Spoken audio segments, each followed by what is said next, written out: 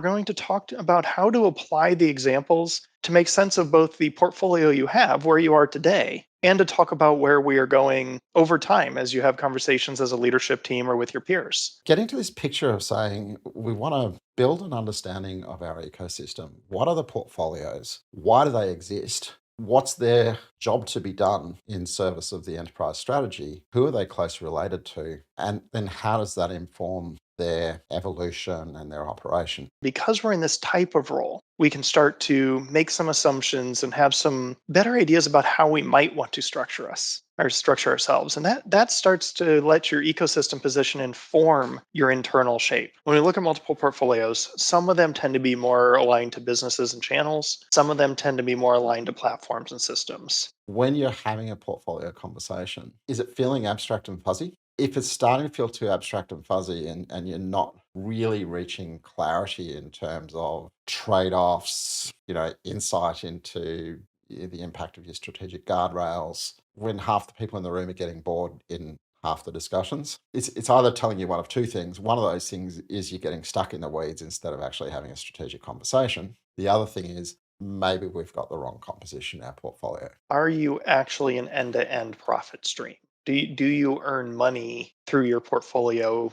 But if you're only a portion of that stream, you might want to challenge yourself. You might have actually fractured your organization into functions rather than helpful end-to-end portfolios. But when you look through that lens, often you can find logical clusters. These logical clusters can start to highlight where you perhaps have channel synergies. And, Mhm. whether it's a digital channel synergy or let's say it's bricks and mortar channel, multiple products being offered through the same set of retail outlets. Any multinational company that's trying to do meaningful business in a variety of different regions. But if you're customizing your products, if you're releasing variations of products, if you materially have to do business in different ways in different regions, most likely you're ending up with some small local and technology investment in order to custom fit for that region. There's a truth that says a regional portfolio will probably have a bundle of BUs contained in it. A BU portfolio will probably have a bundle of regions contained in it. So, what you're looking for is what's the thing that dominates the reason for existence of this portfolio. But what we're talking about is two different businesses that have materially different risk exposures due to the nature of what they sell.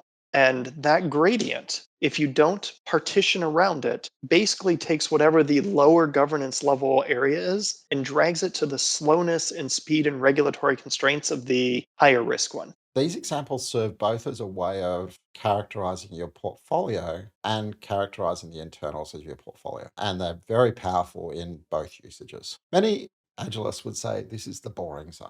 But the productivity zone is, hugely important because this is the zone that enables your performance zone to perform. The focus of anything in the productivity zone is going to be enabling margin improvement, cost reduction, speed to market, and really servicing the performance zone. And that's what exists. Make the performance zone more productive. I think the best examples were the ones where entire business capabilities were created and operated by that portfolio. And these took a lot of different examples. It could be at a credit card company who has a card processing platform, but also includes all of the regulatory, security, everything necessary to offer that both to its internal divisions that then deliver that on forward, but also fintechs and other startups that want, ideally as part of their platform strategy, cough, rely on their card processing. And that for me is the most important aspect of a platform portfolio is you've got to know your customers.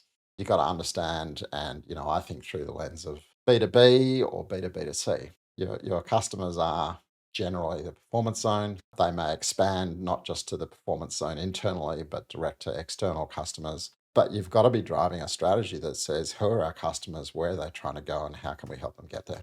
The best productivity platforms I've seen are the ones who go out and say, I've listened to your business strategy. I see and hear and understand where you're going. What would you do differently if we could give you this capability? If I'm investing in disruptive innovation, what's the spread of investment, right? Am I over indexing to one area?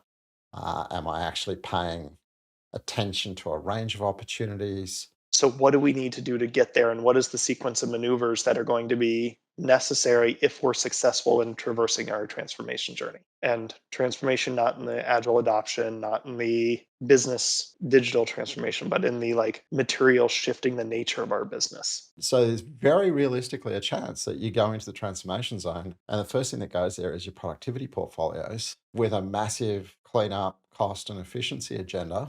But it doesn't necessarily result in the creation of a new portfolio. So really it's we're letting one of our portfolios behave as if it's in a different zone for a while.